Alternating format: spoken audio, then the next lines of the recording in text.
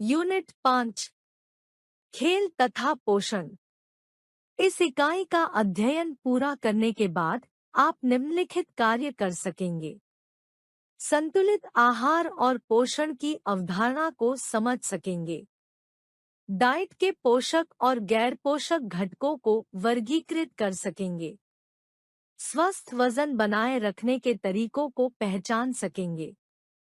आमतौर पर खाने से खास खाद्य पदार्थों के कारण होने वाली खाद्य प्रतिरोध को जान सकेंगे। परहेज और भोजन संबंधी मिथकों के नुकसान को पहचान सकेंगे। खेल में पोषण के महत्व को समझ सकेंगे। प्रतियोगिता के पूर्व, दौरान और उसके बाद में आहार आवश्यकताओं को समझ सकेंगे। भोजन वे सभी तरल या ठोस पदार्थ जिन्हें मनुष्य खाता है और अपनी पाचन क्रिया द्वारा अवशोषित करके विभिन्न शारीरिक कार्यों के लिए प्रयोग करता है, भोजन कहलाता है। हवा और पानी की तरह भोजन भी मानव के अस्तित्व की एक मूल आवश्यकता है। मनुष्य को भोजन की आवश्यकता केवल जीवित रहने के लिए ही नहीं बल्कि विकास एवं वृद्धि तथा एक स्वस्थ एवं सक्रिय जीवन बिताने के लिए होती है। भोजन को केवल ग्रहण करना, पचाकर अवशोषित करना ही पर्याप्त नहीं है, बल्कि भोजन का शरीर के लिए उपयोगी होना भी आवश्यक है। अतः हम कह सकते हैं कि भोजन ऐसे खाद्य पदार्थ को कहा जाता है जो शरीर में पचकर अवशोषित होकर शारीरिक क्रियाओं के लिए ऊर्जा प्रदान करे। आहार मानव शरीर में दैनिक भोजन की ग्राह्यता को आहार कहते हैं। गुणों व कार्यों के आधार पर आहार को 3 भागों में विभक्त किया गया है। 1 ऊर्जा व ऊष्मा प्रदान करने वाले आहार जैसे कार्बोहाइड्रेट व वसा। 2 शरीर की वृद्धि करने वाले आहार जैसे प्रोटीन व खनिज लवण। 3 शरीर की रक्षा करने वाले आहार जैसे प्रोटीन, खनिज लवण व विटामिन। संतुलित आहार तथा पोषण किसी भी खाद्य पदार्थ को भोजन का नाम दिया जा सकता है क्योंकि उससे क्षुधा शांत हो जाती है। पर भोजन का सही अर्थ है ऐसा भोजन जो शरीर का विकास भी करे और स्वस्थ जीवन को प्रेरित भी करे। संतुलित आहार का अर्थ संतुलित आहार का तात्पर्य भोजन में सम्मिलित ऐसे खाद्य पदार्थों से है जो शरीर की वृद्धि, विकास एवं रखरखाव के लिए सभी आवश्यक पोषक तत्वों की पूर्ति कर सके। दूसरे शब्दों में कहा जाए तो ऐसे आहार जिसमें सभी पोषक तत्व उचित मात्रा व उचित अनुपात में हो तथा वे शरीर की दैनिक आवश्यकताओं की पूर्ति करें, संतुलित आहार कहलाता है।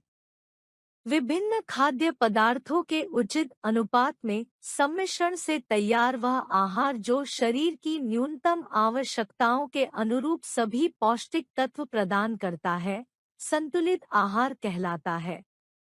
आहार तब संतुलित कहलाता है जब उसमें सभी पोषक तत्व उचित मात्रा एवं अनुपात में हो। भोजन कीटाणुरहित हो तथा आसानी से पचाया जा सके। संतुलित आहार को समझने के लिए निम्नलिखित परिभाषाओं को ध्यान में रखना आवश्यक है।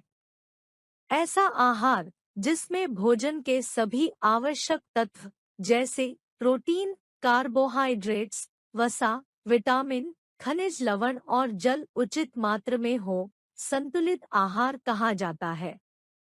एक विचारक के शब्दों में संतुलित आहार वह होता है जिसमें भोजन के विभिन्न तत्व सही एवं उचित मात्रा में व्यक्ति की आवश्यकता के अनुसार हों। एक अन्य परिभाषा के अनुसार विभिन्न खाद्य पदार्थों से निर्मित वह आहार जो शरीर को सभी पौष्टिक तत्व शारीरिक आवश्यकताओं के अनुपात में प्रदान करता है, संतुलित आहार कहलाता है। पोषण का अर्थ भोजन में उपस्थित विभिन्न पोषक तत्वों का शारीरिक क्रियाओं तथा शारीरिक आवश्यकताओं की पूर्ति के लिए उपयोग पोषण कहलाता है। हम सब जानते हैं कि जो भोजन हम करते हैं वह हमारे शरीर का पोषण करता है तथा शरीर को स्वस्थ बनाए रखता है। भोजन हमारे शरीर में विभिन्न प्रक्रियाओं से होकर गुजरता है, जैसे कि जिन पदार्थों का पाचन या अवशोषण नहीं हो पाता, वे शरीर द्वारा मल के रूप में निष्कासित कर दिए जाते हैं। सरल शब्दों में कहें तो कार्य करता हुआ भोजन पोषण कहलाता है। वैज्ञानिक रूप से कहा जाए तो पोषण एक ऐसी प्रक्रिया है जिसमें आहार अथवा पोषक पदार्थों को ग्रहण कर उनको पचाया जाता है। इस प्रक्रिया में भोजन में उपस्थित पौष्टिक पदार्थों को सोख कर उपयोग के लिए दूसरे अंगों अथवा ऊतकों में वितरित कर दिया जाता है। व्यक्ति द्वारा ग्रहण किए गए भोजन तथा उस भोजन में उपस्थित पोषक तत्व एवं उनकी मात्रा ही व्यक्ति के पोषण स्तर को निर्धारित करती है। कैलोरी मान या ऊष्मा मान। व्यक्ति के आहार में उपस्थित पोषक तत्वों की मात्रा का अनुमान लगाने के लिए अलग-अलग प्रकार के भोजन के कैलोरी मान का ज्ञान होना जरूरी है। 1 कैलोरी का अर्थ है ऊष्मा की वह मात्रा जो 1 ग्राम पानी का तापमान 1 डिग्री तक बढ़ा सकती है। यदि हमें विभिन्न खाने के पदार्थों की कैलोरी का ज्ञान होगा तो हम व्यक्ति के कार्य के अनुसार बता सकते हैं कि व्यक्ति को किस प्रकार के संतुलित आहार व कितनी मात्रा में पोषक तत्वों की आवश्यकता है। व्यक्ति के व्यक्तित्व व स्वास्थ्य को बनाए रखने के लिए पर्याप्त मात्रा में आहार लेना चाहिए। एक सामान्य व्यक्ति को एक दिन में लगभग 3000 किलो कैलोरी की जरूरत पड़ती है। अलग अलग तरह के कार्य करने वाले व्यक्तियों की कैलोरी ग्रहण करने की मात्रा भी अलग अलग होती है। समान उम्र की महिलाओं को पुरुषों से लगभग 15 से 20% कम कैलोरी की आवश्यकता होती है। मैक्रो या वृहद एवं माइक्रो या सूक्ष्म पोषण तत्व। एक वृहद पोषक तत्व ऐसे पोषक तत्व जो व्यक्ति के आहार का मुख्य भाग होते हैं, अर्थात अधिक मात्रा में लिए जाते हैं, वृहद पोषक तत्व कहलाते हैं। इन पोषक तत्वों का मुख्य कार्य ऊर्जा प्रदान करना, शरीर की वृद्धि तथा तंतुओं की मरम्मत करना होता है। कार्बोहाइड्रेट, प्रोटीन, वसा तथा जल वृहद पोषक तत्वों के उदाहरण हैं। विभिन्न वृहद पोषक तत्वों का संक्षिप्त विवरण निम्न है। 1. कार्बोहाइड्रेट्स शरीर को विभिन्न कार्यों के लिए ऊर्जा प्रदान करने वाले सबसे महत्वपूर्ण तत्व कार्बोहाइड्रेट्स ही है। दूसरे शब्दों में कहें तो कार्बोहाइड्रेट्स हमारे शरीर में ईंधन की तरह कार्य करते हैं। कार्बोहाइड्रेट्स ऐसे रासायनिक यौगिक हैं जो हमारे शरीर में विभिन्न पाचन क्रियाओं के लिए आवश्यक होते हैं, जिनका निर्माण कार्बन, हाइड्रोजन व ऑक्सीजन के मिश्रण से होता है। सभी कार्बोहाइड्रेट्स में कार्बन, हाइड्रोजन व ऑक्सीजन के परमाणु 1:2:1 के अनुपात में होते हैं। इन तीनों तत्वों के संयोजन से शर्करा इकाइयों का निर्माण होता है, जो कार्बोहाइड्रेट्स की मूल इकाई है। कार्बोहाइड्रेट्स मलविसर्जन में भी सहायता करते हैं। यदि कार्बोहाइड्रेट्स को ज्यादा मात्रा में ले तो यह चर्बी के रूप में शरीर की कोशिकाओं में जमा हो जाता है, जिससे थकान व सुस्ती का अनुभव होता है। त्वचा सूखी व ढीली पड़ जाती है और यदि इसे आहार में कम लेते हैं तो शरीर का भार कम हो जाता है। 1 ग्राम कार्बोहाइड्रेट शरीर को 4 से 1 किलो कैलोरी ऊर्जा प्रदान करता है। कार्बोहाइड्रेट्स 2 प्रकार के होते हैं। साधारण कार्बोहाइड्रेट्स। कार्बोहाइड्रेट्स के इस सरलतम रूप में शर्करा की केवल एक इकाई होती है। ग्लूकोज, फ्रक्टोज, सुक्रोज, माल्टोज तथा लैक्टोज साधारण कार्बोहाइड्रेट्स के उदाहरण हैं। इस प्रकार के कार्बोहाइड्रेट्स स्वाद में मीठे तथा जल में घुलनशील होते हैं। हमारे शरीर में अवशोषण से पहले इन्हें किसी भी तरह के पाचन की आवश्यकता नहीं होती है तथा खाने के बाद यह तत्काल रक्त में अवशोषित हो जाते हैं। इसी कारण रोगियों को ऊर्जा प्राप्ति के लिए ग्लूकोज दिया जाता है। साधारण कार्बोहाइड्रेट्स अनाज, रसीले फल, चुकंदर, गाजर तथा अनानास आदि में पाए जाते हैं। जटिल कार्बोहाइड्रेट्स स्टार्च, ग्लाइकोजन, डैक्ट्रिन्स तथा सेल्यूलोज इत्यादि को जटिल कार्बोहाइड्रेट्स कहा जाता है। इनका स्वाद मीठा नहीं होता तथा ये जल में अघुलनशील होते हैं। जटिल कार्बोहाइड्रेट्स आलू, शलगम, मक्का, गेहूं तथा चावल आदि में पाए जाते हैं। 2. प्रोटीन प्रोटीन शरीर के लिए संभवतः सबसे जरूरी पोषक तत्व है। मनुष्य के शरीर का निर्माण करने वाली इकाई को कोशिका कहते हैं। ये सूक्ष्म कोशिकाएं जीवद्रव्य से बनती हैं। यह पदार्थ प्रोटीन ही है जिसके बिना कोशिका तथा कोशिका के बिना मानव शरीर की रचना असंभव है। ग्रीक भाषा में इसे प्रोटिस, सर्वप्रथम स्थान ग्रहण करना, कहते हैं। इसी शब्द के आधार पर इस तत्व का नाम प्रोटीन रखा गया है। इसमें carbon, hydrogen, oxygen, nitrogen, phosphorus, sulphur आदि तत्व होते हैं।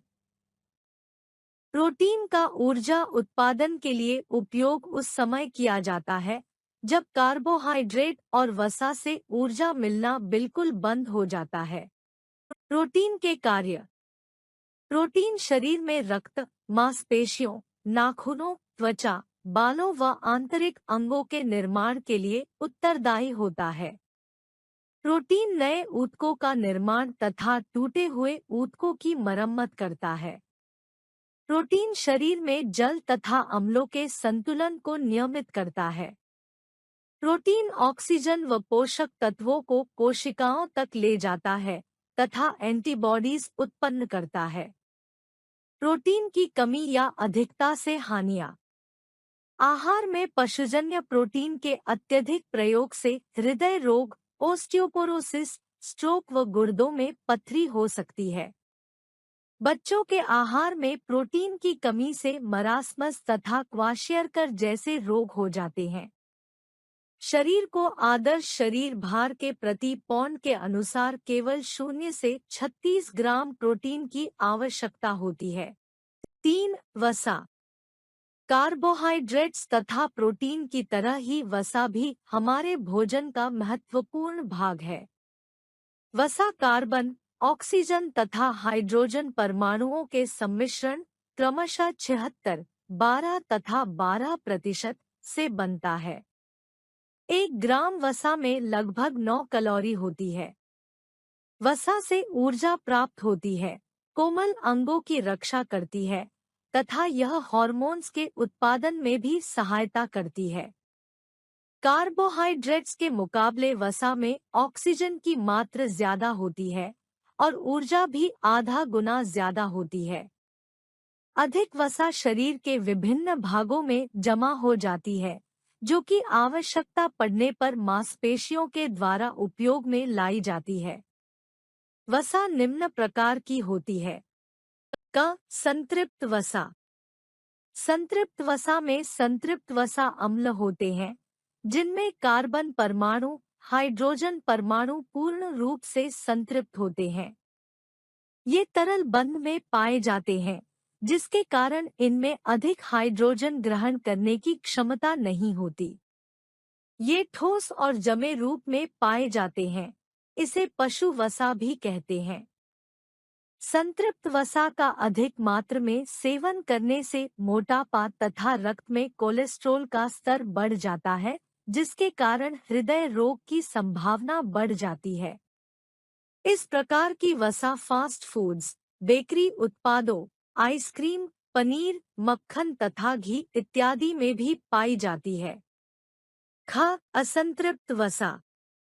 असंतृप्त वसा में 2 या 2 से अधिक बंध हो सकते हैं व इनमें हाइड्रोजन ग्रहण करने की क्षमता होती है। ये साधारण ताप पर तरल रूप में होते हैं। कुछ ऐसे भी असंतृप्त वसा अम्ल होते हैं जो शरीर में निर्मित नहीं होते। उत्तम स्वास्थ्य व शरीर की वृद्धि के लिए इनको आहार द्वारा लेना आवश्यक होता है। इन्हें अनिवार्य वसा अम्ल भी कहते हैं।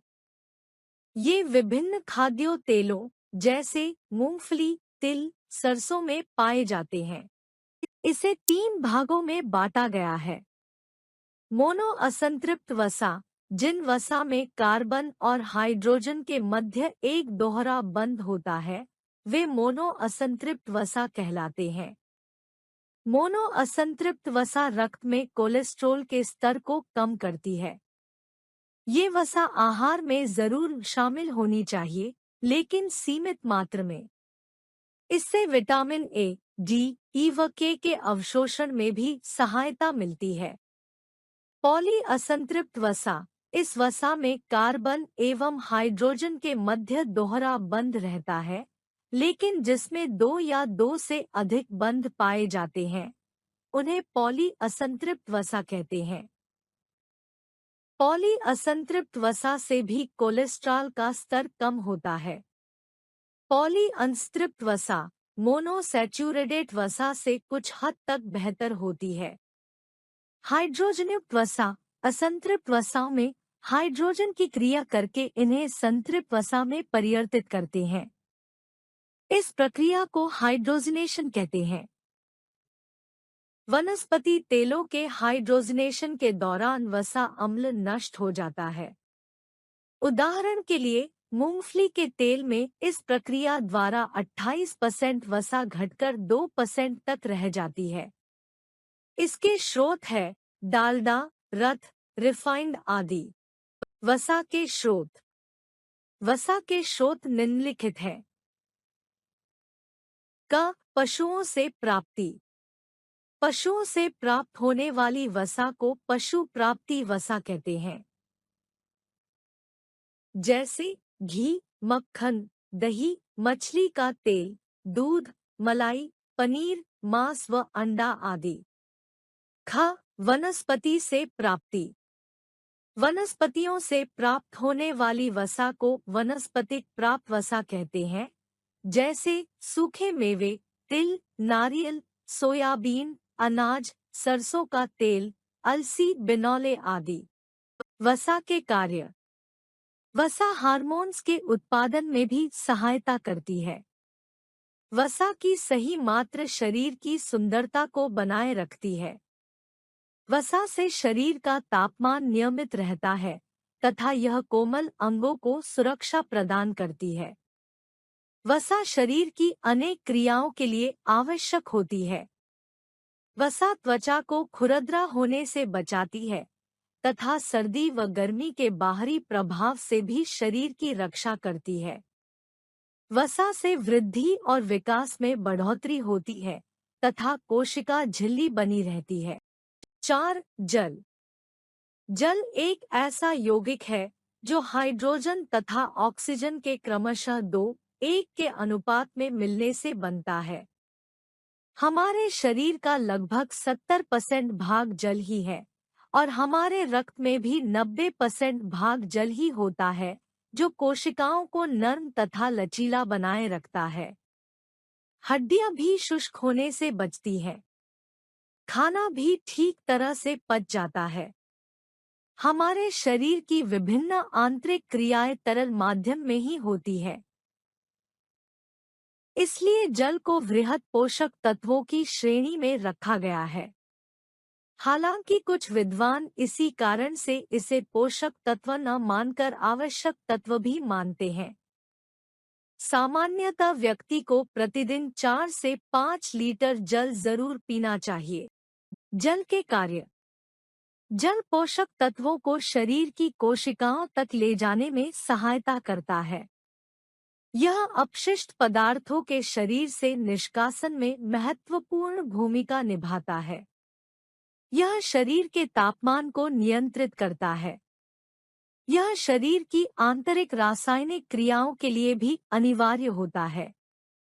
यह शरीर के उपापचय हेतु अत्यधिक आवश्यक होता है। शरीर के विभिन्न तरल पदार्थों जैसे जीव, द्रव, रक्त आदि की तरलता बनाए रखने के लिए दो सूक्ष्म माइक्रो पोषक तत्व। सूक्ष्म पोषक तत्व वे पोषक तत्व होते हैं जिनकी आवश्यकता बहुत कम मात्रा में पड़ती है, परंतु यह शरीर के सामान्य रूप से काम करने के लिए अत्यंत आवश्यक होते हैं।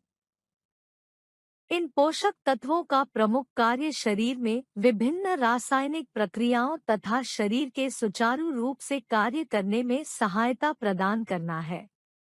खनिज तथा विटामिन सूक्ष्म पोषक तत्वों के उदाहरण हैं। इन सूक्ष्म पोषक तत्वों का संक्षिप्त विवरण निम्न है। खनिज तत्व। हमारे आहार में खनिज तत्वों की भी आवश्यकता होती है।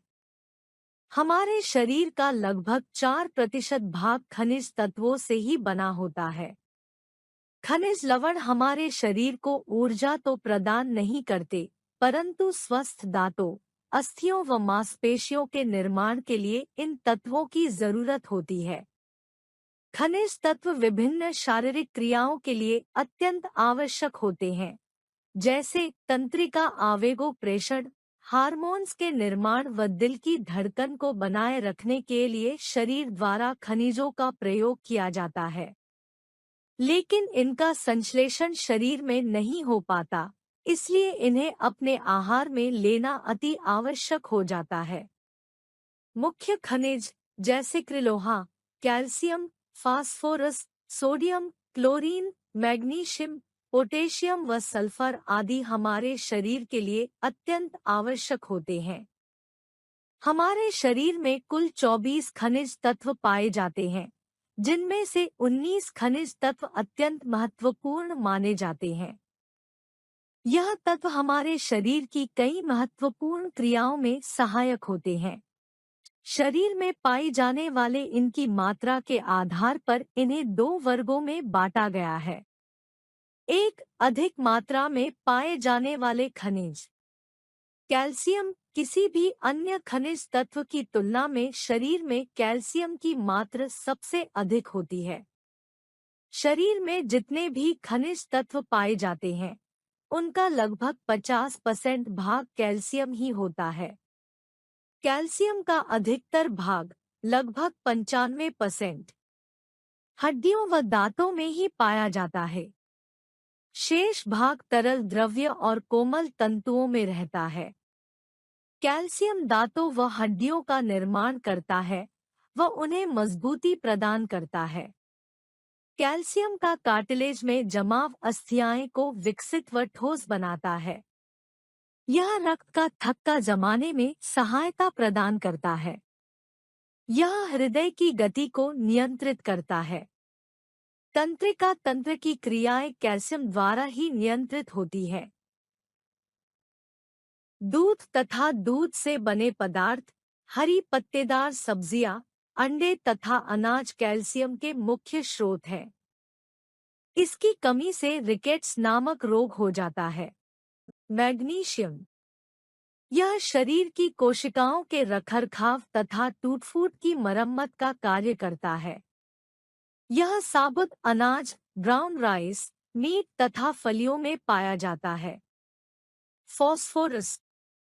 यह अस्थियों तथा दांतों के निर्माण के लिए उत्तरदायी होता है। इसके अतिरिक्त यह मांसपेशियों तथा तंत्रिका तंत्र की क्रियाओं को भी सामान्य बनाए रखता है।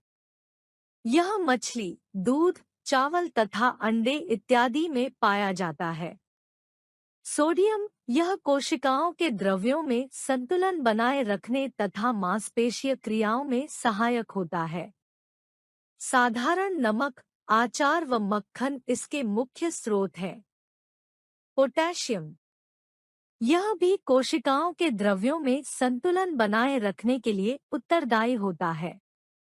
इसके अतिरिक्त यह स्नायु तंत्र को स्वस्थ तथा सक्रिय रखता है तथा रक्त और ऊतकों में पानी की मात्रा को बनाए रखता है। यह केला, हरी पत्तेदार सब्जियां, खट्टे फलों, टमाटर, मूंगफली व फलियों इत्यादि में पाया जाता है। सल्फर मस्तिष्क, नाखूनों और बालों के निर्माण के लिए इसकी आवश्यकता होती है। यह अंडों, पालक, मूली, दालों, बंदगोभी आदि में पाया जाता है। कम मात्रा में पाए जाने वाले खनिज। लोहा शरीर के लिए लोहा कम मात्रा में पाए जाने वाले खनिज तत्वों में से सबसे महत्वपूर्ण है। शरीर के भार का 0.004% वा भाग लोहा ही होता है। शरीर में मौजूद संपूर्ण लोहे का 70% अंश हीमोग्लोबिन में पाया जाता है। बाकी अंश अस्थि मज्जा, यकृत, गुर्दों तथा लोहे का कुछ अंश रक्त के तरल भाग और कोशिकाओं के एंजाइम में भी होता है। यह रक्त में हीमोग्लोबिन के निर्माण के लिए अति आवश्यक होता है। यह यकृत, मीट, अंडे, सूखे मेवों, पालक, केले व हरी पत्तेदार सब्जियों आदि में पर्याप्त मात्रा में पाया जाता है। शरीर में लोहे की कमी से रक्तक्षीणता नामक रोग हो जाता है। आयोडीन यह चुल्लिका ग्रंथि है, जिसे गलग्रंथि भी कहा जाता है। इस ग्रंथि में थायरोक्सिन नामक हार्मोन का उत्पादन होता है। यह खनिज थायरोक्सिन नामक हार्मोन का उत्पादन करता है, जो थायराइड ग्रंथि के सुचारू रूप में काम करने के लिए अत्यंत आवश्यक है। यह उचित वृद्धि व विकास के लिए भी महत्वपूर्ण होता है। आयोडीन के अभाव के कारण घेंघा रोग तथा मानसिक दुर्बलता हो सकती है। यह आयोडीन युक्त नमक, मछली व समुद्री भोजन में पर्याप्त मात्रा में उपलब्ध होता है। क्रोमियम यह इंसुलिन की क्रिया को उत्तेजित करता है। इसकी कमी की वजह से मधुमेह रोग हो जाता है। यह बाजरा, मूंगफली, सोयाबीन, काले चने, गाजर व टमाटर में पाया जाता है। तांबा यह हीमोग्लोबिन के निर्माण में सहायता करता है। यह हरी पत्तेदार सब्जियों, अंडे, दालों में मिलता है। तांबा कई शारीरिक एवं मानसिक गतिविधियों के लिए आवश्यक होता है। हमारे शरीर में तांबे के भंडारण की कोई व्यवस्था न होने के कारण इसे हमें प्रतिदिन भोजन के द्वारा ग्रहण करना होता है। तांबा हमारे शरीर की विभिन्न उपापचय क्रियाओं के लिए कई एंजाइम्स के उत्प्रेरण के लिए आवश्यक होता है। यदि शरीर में तांबे की कमी आ जाती है, तो रोग प्रतिरोधक क्षमता में कमी आ जाएगी, घाव भरने में ज्यादा समय लगेगा, आंखों की रोशनी कम हो जाती है तथा कैंसर जैसा रोग हो सकता है। यह हमें अंडों, दालों व हरी पत्तेदार सब्जियों से प्राप्त होता है। कोबाल्ट यह रक्तहीनता से बचाव करता है तथा हरी पत्तेदार सब्जियों, दूध व मीट में मिलता है। जिंक यह शरीर की रोग प्रतिरोधक क्षमता को बढ़ाता है तथा कोशिकाओं के संचार में भी ट्रांसफार्मर की तरह कार्य करता है। यह भुने काजू, खरबूजे के बीज, मूंगफली व चॉकलेट आदि में पाया जाता है। हमारे शरीर को माइक्रो खनिजों की अपेक्षा मैक्रो खनिजों की आवश्यकता अधिक होती है। 2. विटामिन विटामिन ऐसा पोषक तत्व है जो शारीरिक वृद्धि एवं क्रियाओं के लिए तथा रोगों से बचाव एवं लड़ने के लिए अत्यंत आवश्यक है। हालांकि विटामिन हमारे शरीर में बहुत कम मात्रा में पाया जाता है, परंतु यदि इसे उचित मात्रा में नहीं खाया जाए तो इसकी कमी से कई रोग उत्पन्न हो सकते हैं। जैसे यदि आहार में विटामिन बी शामिल नहीं किया जाए तो इसकी कमी से बेरीबेरी नामक रोग हो जाता है। विटामिन ए न लेने से रतौंधी नामक रोग हो जाता है और विटामिन सी न लेने से स्कर्वी नामक रोग हो जाता है। हमारा शरीर इन्हें अपनी आवश्यकतानुसार स्वयं निर्मित नहीं कर सकता, इसलिए इन्हें आहार में लेना आवश्यक हो जाता है। विटामिन हमारी शारीरिक क्रियाओं को नियमित करने का भी कार्य करता है, इसलिए इन्हें जीवन तत्व भी कहा जाता है। विटामिन जल अथवा वसा में घुलनशील होते हैं। आहार के पोषक तथा गैर पोषक घटक। आहार के वह घटक जो ऊर्जा तथा कैलोरी प्रदान करते हैं, आहार के पोषक घटक कहलाते हैं। आहार के विभिन्न पोषक घटक निम्न हैं। 1. प्रोटीन। प्रोटीन जीवन का आधार है। इससे जीवद्रव्य का निर्माण होता है, जो कि जीव कोशिकाओं की आधारभूत संरचना है। पानी के बाद प्रोटीन ही शरीर में सबसे अधिक मात्रा में पाया जाता है। प्रोटीन का शरीर में लगभग 1/6 भाग होता है। स्रोत के आधार पर प्रोटीन को 2 भागों में विभाजित किया गया है। क. पशुजन्य प्रोटीन। पशु उत्पादों से प्राप्त होने वाले प्रोटीन को पशुजन्य प्रोटीन कहा जाता है। यह प्रोटीन अंडा, दूध तथा दूध से बने उत्पादों, मांस तथा मछली आदि में पाया जाता है। ख. वनस्पति प्रोटीन। वनस्पतियों से प्राप्त होने वाली प्रोटीन को वनस्पति प्रोटीन कहते हैं। यह प्रोटीन अनेक प्रकार की दालों, सोयाबीन, तिल, सरसों, मूंगफली, सूखे मेवों और अनाजों में पाया जाता है। प्रोटीन एक पोषक तत्व के रूप में कार्य करता है, जैसे प्रोटीन का नाइट्रोजन शारीरिक अंगों की वृद्धि एवं नई कोशिकाओं के निर्माण में सहायता प्रदान करता है। शरीर की क्रियाओं को नियंत्रित रूप से चलाने में सहायता प्रदान करना भी प्रोटीन का एक महत्वपूर्ण कार्य है। शरीर के विभिन्न रासायनिक कार्य एंजाइम के द्वारा होते हैं। इन एंजाइम्स का निर्माण मुख्यतः प्रोटीन से ही होता है। कई हार्मोन जैसे इंसुलिन, एड्रिनलिन तथा थायरॉक्सिन आदि भी प्रोटीन से बने होते हैं। रक्त में उपस्थित प्रोटीन हीमोग्लोबिन तथा ऑक्सीजन को हमारे शरीर के तंतुओं तक पहुंचता है। शरीर में रोगों से बचाव के लिए कुछ प्रतिरोधी प्रोटीन द्वारा निर्मित होते हैं। यदि भोजन में वसा की कमी हो जाए तो प्रोटीन ही हमारे शरीर की विभिन्न क्रियाओं के लिए ऊर्जा प्रदान करता है। प्रोटीन के उपाचय क्रिया के दौरान जो ऊर्जा उत्पन्न होती है, उससे शरीर के तापमान को स्थिर बनाए रखने में सहायता प्राप्त होती है।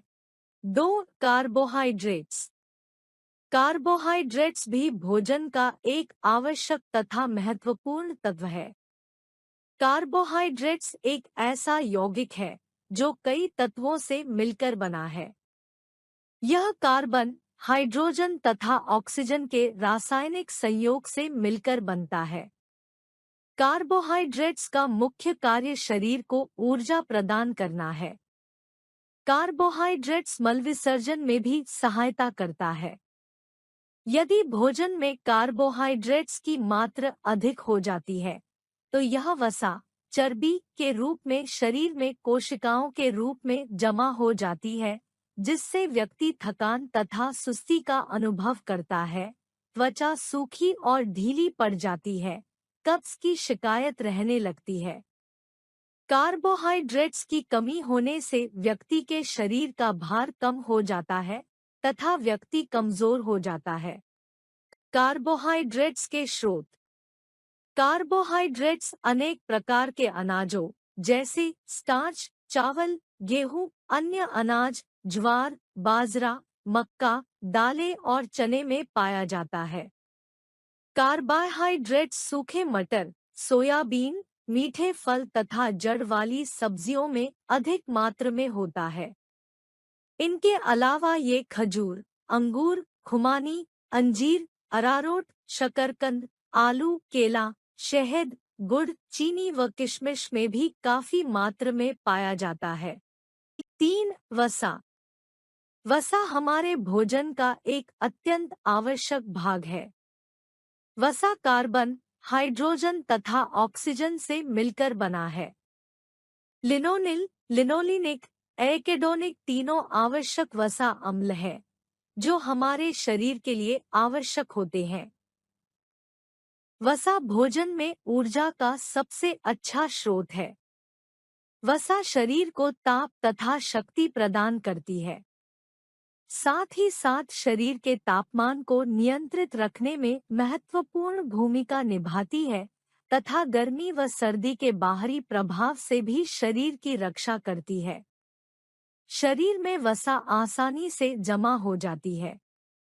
वह त्वचा में एडिपोज ऊतक के नीचे एक परत बना सकती है।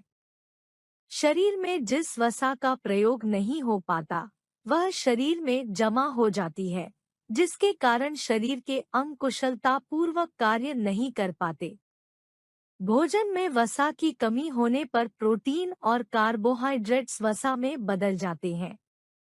वसा कोमल अंगों को क्षतिग्रस्त होने से बचाती है।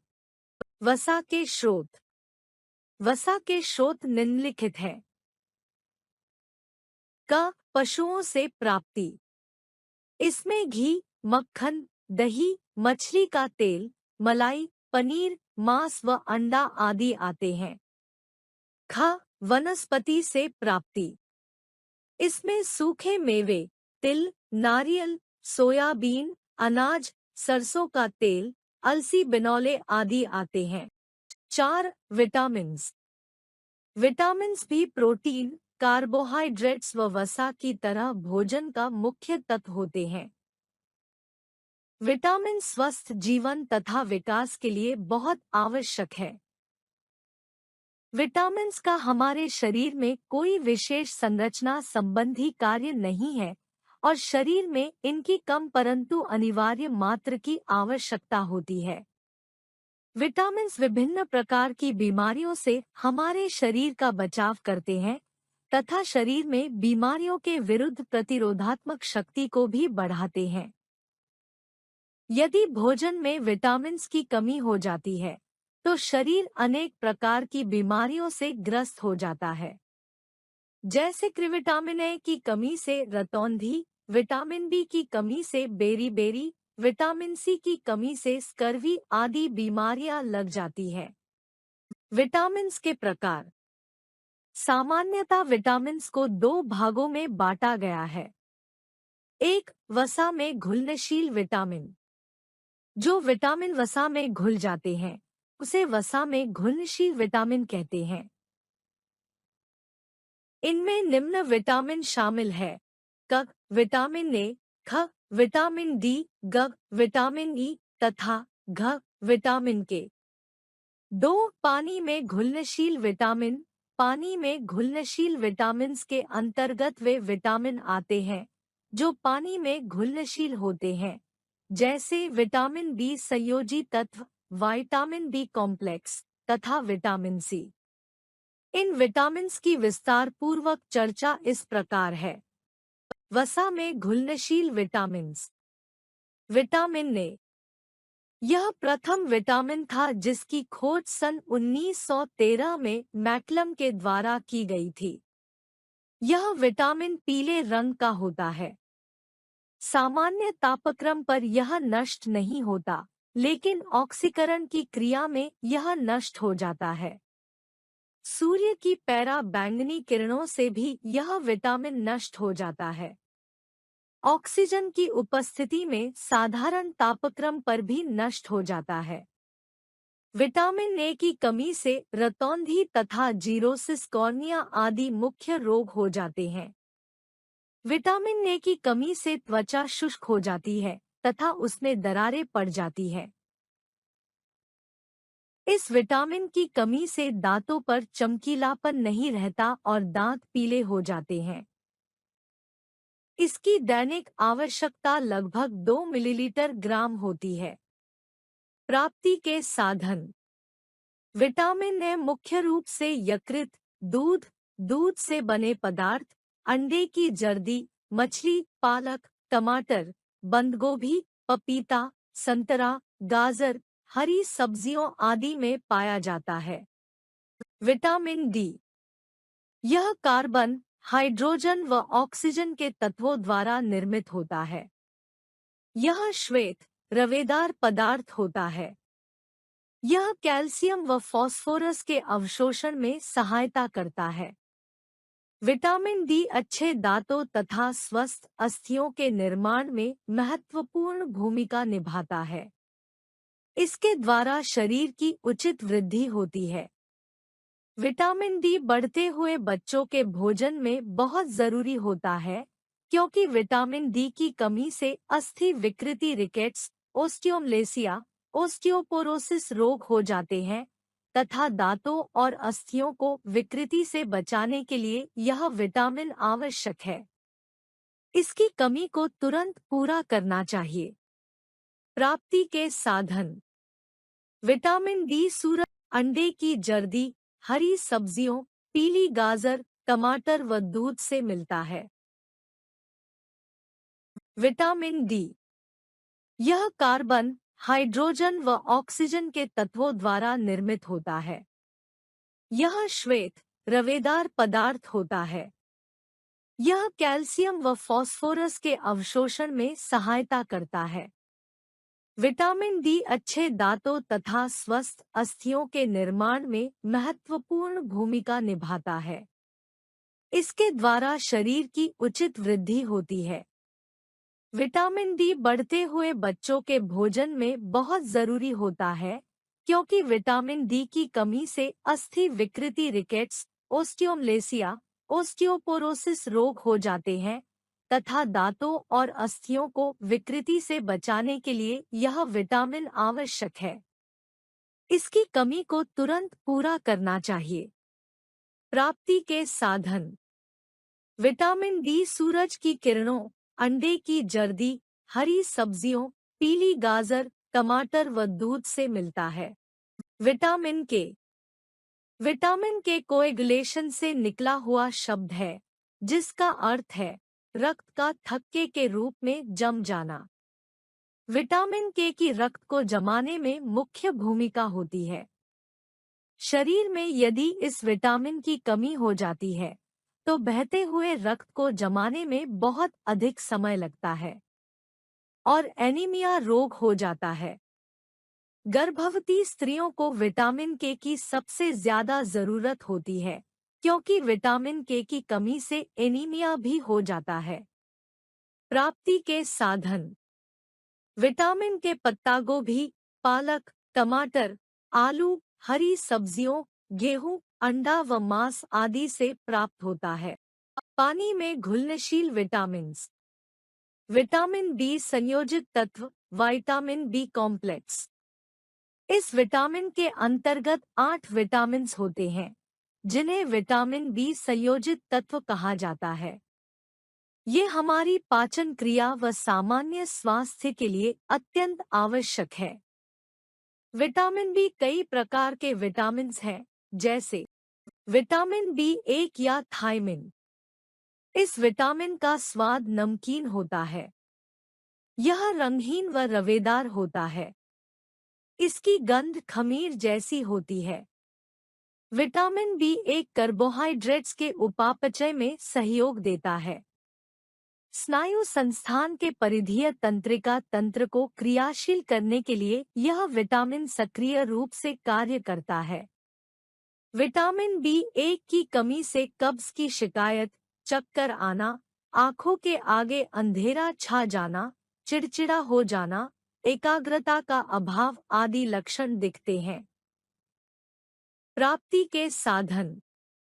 यह विटामिन गेहूं, मूंगफली, हरे मटर, संतरे, खमीर, यकृत, सुअर के मांस, अंडे, हरी सब्जियों, चावल और अंकुर वाले बीजों में पाया जाता है।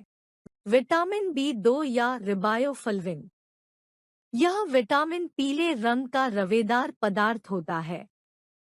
यह विटामिन सूर्य के प्रकाश में व खाने को अधिक पकाने से समाप्त हो जाता है।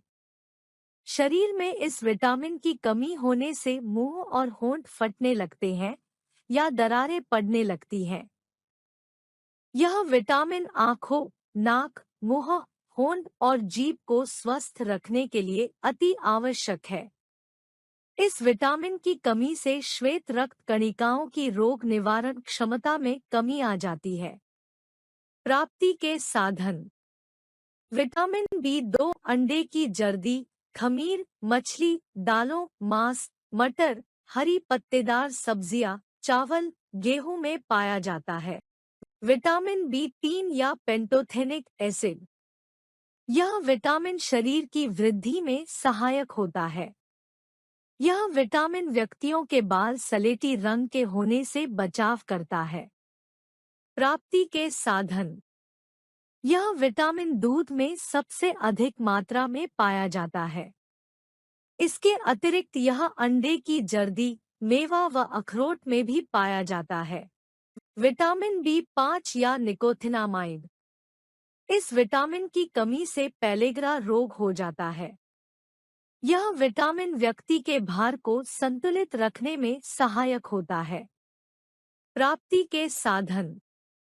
यह विटामिन खमीर, दूध, मक्खन, पिस्ता, पॉलिशदार चावल व दाल आदि में मुख्य रूप में मिलता है। Vitamin B 6। यह विटामिन हीमोग्लोबिन के निर्माण में सहायक होता है। यह विटामिन त्वचा को भी स्वस्थ रखता है। प्राप्ति के साधन। यह विटामिन मांस, मछली, अंडे की जर्दी, खमीर, चावल, गेहूं व मटर में पाया जाता है। Vitamin B 7। इसका रासायनिक नाम बायोटिन है। इसकी कमी से अवसाद, मांसपेशीय खिंचाव तथा वृद्धि में कमी आती है। प्राप्ति के साधन। इसे मुख्य रूप से मछली, अंडे, बादाम, नट्स, सोयाबीन, अखरोट, फल और सब्जियों में पाया जाता है। इसके अलावा बियोटिन सप्लीमेंट्स भी उपलब्ध होते हैं, जो आमतौर पर बाजार में आसानी से मिल जाते हैं। यदि आपको बियोटिन की कमी होती है, तो आप अपने डॉक्टर से सलाह लेकर सप्लीमेंट्स का उपयोग कर सकते हैं।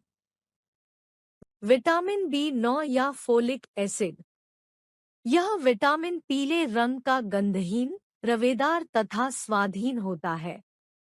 भोजन को अधिक पकाने से इस विटामिन की अधिकतर मात्रा नष्ट हो जाती है। शारीरिक वृद्धि व विकास तथा प्रजनन के लिए यह तत्व आवश्यक है। यह विटामिन रक्त निर्माण में भी सहायक है। इसकी कमी से शक्तिहीनता व श्वेताणु हो जाते हैं। प्राप्ति के साधन। फोलिक एसिड कुछ खाद्य पदार्थों में प्राकृतिक रूप से पाया जाता है, जैसे पालक, बीटरूट, मटर, अंडे, धनिया, मशरूम और अनाज। इसके अलावा फोलिक एसिड सप्लीमेंट्स या उसे युक्त खाद्य पदार्थों के रूप में भी उपलब्ध है। फोलिक एसिड सप्लीमेंट्स केवल डॉक्टर की सलाह पर ही लेने चाहिए। Vitamin B 12। यह विटामिन लाल रंग का तथा रवेदार होता है। प्रायः भोजन को अधिक पकाने से यह नष्ट हो जाता है। इस विटामिन की कमी से अनीमिया रोग हो जाता है। प्राप्ति के साधन। विटामिन बी 12 मांस, मछली और अंडों में काफी मात्रा में पाया जाता है। Vitamin C. विटामिन सी को एस्कोर्बिक एसिड भी कहते हैं। यह पानी में घुलनशील विटामिन होता है। यह सफेद, रवेदार व गंधरहित होता है। शरीर में इस विटामिन की उपस्थिति में घाव जल्दी भर जाता है। इस विटामिन से उपापचयात्मक दर की गति बढ़ जाती है। इससे लौह और कैल्शियम का शोषण ठीक होता है। इसकी कमी से स्कर्वी रोग हो जाता है।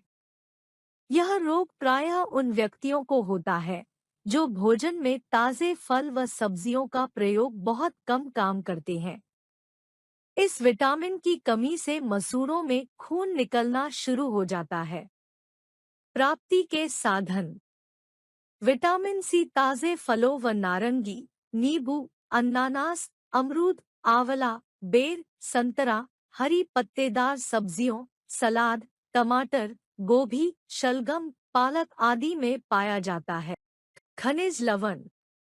खनिज लवण शरीर को स्वस्थ रखने, वृद्धि व विकास करने, दांतों के निर्माण में, अम्ल व क्षार के संतुलन को ठीक रखने में विशेष योगदान देते हैं। ये निम्नलिखित है। 1. कैल्शियम। कैल्शियम दांतों और अस्थियों के निर्माण का कार्य करता है। यह रक्त को जमाने में भी मदद करता है। यह अम्ल तथा क्षार के संतुलन को भी बनाए रखता है। कैल्शियम दूध, दूध से बने हुए पदार्थों, अंडे की जर्दी, संतरा, हरी सब्जियों से प्राप्त होता है। 2. फास्फोरस। फास्फोरस दांतों और अस्थियों के निर्माण में सहायता करता है। फास्फोरस अंडे, मछली, मांस, दूध, दूध से बने पदार्थों, यकृत तथा बिना पॉलिश के चावल व हरी सब्जियों में पाया जाता है। 3. लोहा। लोहा हीमोग्लोबिन के निर्माण के लिए आवश्यक होता है। लोहे की अनुपस्थिति से अनीमिया हो सकता है। लोहे की प्राप्ति का सबसे अच्छा साधन यकृत होता है। ये यकृत लाल मीट, अंडे, सूखे मेवे व हरी पत्तेदार सब्जियों में भी पर्याप्त मात्रा में पाया जाता है। 4. सल्फर। सल्फर शरीर की कोशिकाओं को सुचारू रूप से चलाने में सहायता करता है। सल्फर बालों व नाखून के निर्माण में महत्वपूर्ण भूमिका निभाता है। सल्फर दालें, गाजर, मटर, पालक, टमाटर व अंडे आदि से प्राप्त होता है। 5. पोटेशियम। पोटेशियम की कमी से शरीर की मांसपेशियां कमजोर हो जाती हैं, जिससे शरीर में चुस्ती फुर्ती की कमी हो जाती है। यह अंजीर, संतरा, टमाटर, गाजर, केला, सेब, चुकंदर व आम में प्रचुर मात्रा में पाया जाता है। 6. सोडियम। सोडियम मांसपेशियों के संकुचन में सहायता करता है। यह शरीर में पानी के संतुलन को बनाए रखता है। यह दूध व इससे निर्मित चीजों में, मांस, अंडे आदि से प्राप्त होता है। 7. आयोडीन। यह एक महत्वपूर्ण खनिज है। आयोडीन थायराइड ग्रंथि की क्रियाशीलता के लिए आवश्यक है। इसकी कमी से हाइपोथायरॉयडिज्म हो सकता है, जिसके कारण वजन बढ़ सकता है। शारीरिक व मानसिक विकास पर भी प्रभाव पड़ सकता है। आयोडीन की कमी से घेंघा रोग हो सकता है। इसकी कमी से वृद्धि व विकास भी रुक जाता है। बच्चे में बौनापन रह सकता है। त्वचा भी मोटी व खुरदरी हो जाती है।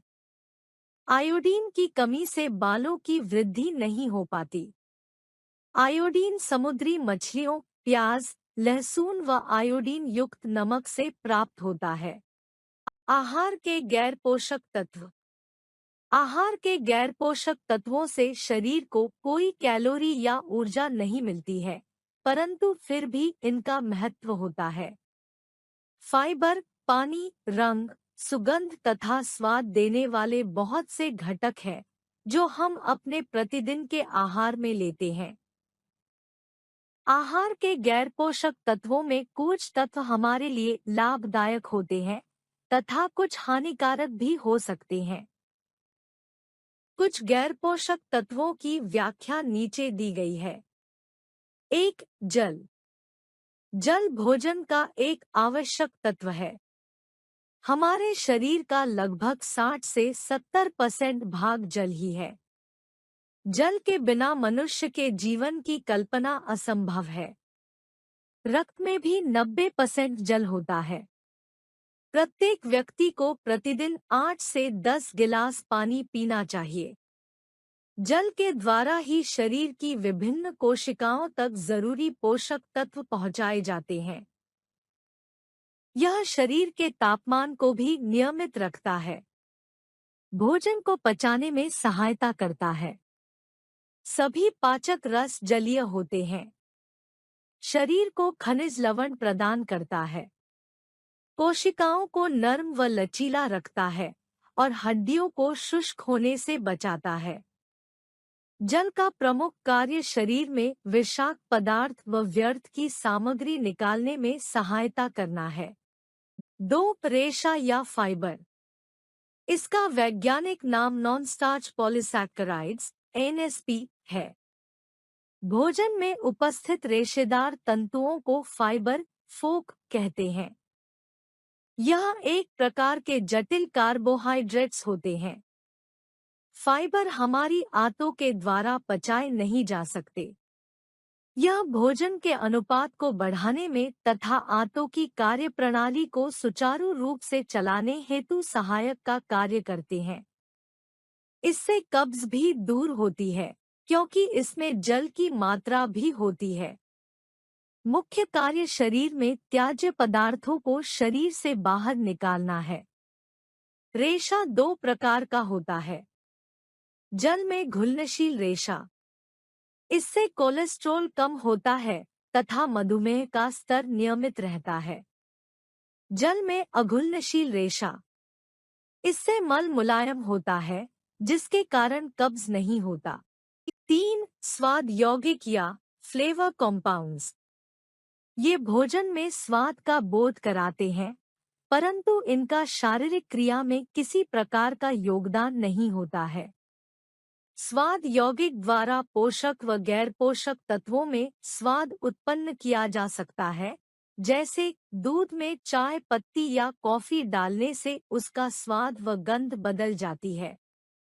इसी प्रकार से मधुमेह के मरीज की चाय को मीठा करने के लिए बिना कैलोरी वाली मीठी चीनी का प्रयोग करते हैं, अर्थात स्वाद यौगिक न तो ऊर्जा और न ही पोषण देते हैं, बल्कि ये पदार्थ केवल भोजन में हमारी रुचि व स्वाद बढ़ाते हैं।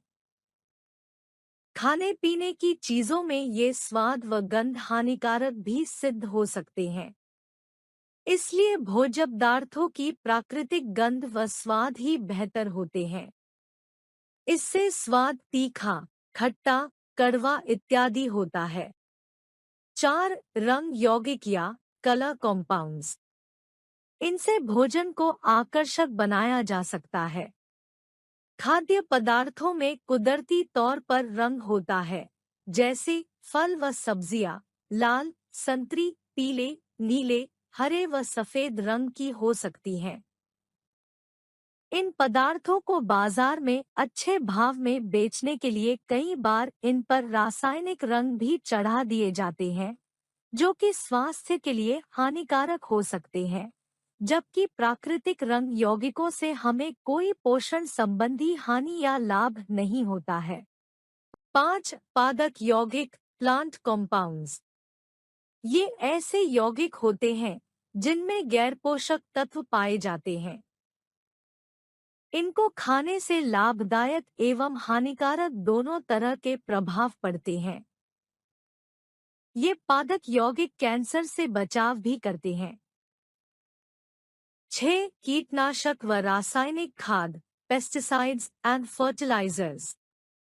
आजकल प्राकृतिक खाद्य पदार्थों के अंदर खेतों में अनावश्यक रूप से डाले जाने वाले रासायनिक खाद व कीटनाशकों का प्रभाव भी देखने को मिल रहा है। इन कीटनाशक दवाओं का जहर हमारे अनाज, दालों, फलों व सब्जियों को जहरीला बना रहा है। इन फलों व सब्जियों में उपस्थित जहरीले रसायनों से अनेक भयानक बीमारियां जैसे कैंसर आदि रोग फैल रहे हैं। इसलिए यह आवश्यक है कि फलों व सब्जियों को अच्छी तरह से गर्म पानी में धोकर पकाया जाए। आज के समय में स्वास्थ्य के लिए यह एक बड़ी चुनौती है। इसलिए सावधानी बरतनी अति आवश्यक है। भार नियंत्रण हेतु भोजन, स्वस्थ भार या आदर्श वजन। उम्र कोई भी हो, शरीर को भारी भरकम होना या जरूरत से ज्यादा भारी होना शारीरिक बीमारियों को निमंत्रण देता है। शारीरिक मन को नियंत्रण में रखने के लिए किए गए प्रयास कभी-कभी सिद्ध होते हैं। केवल भोजन से इसे नियंत्रण में रखा जा सकता है। स्वस्थ या उचित भार, हेल्थी वेट। स्वस्थ भार का तात्पर्य शक्ति के उस भार से है जिस पर वह बिना किसी बीमारी के भय से स्वस्थ जीवन व्यतीत कर सकता है। राष्ट्रीय स्वास्थ्य संस्थान के अनुसार 19 से 25 बीएमआई बॉडी मास इंडेक्स के बीच का भार स्वस्थ भार होता है।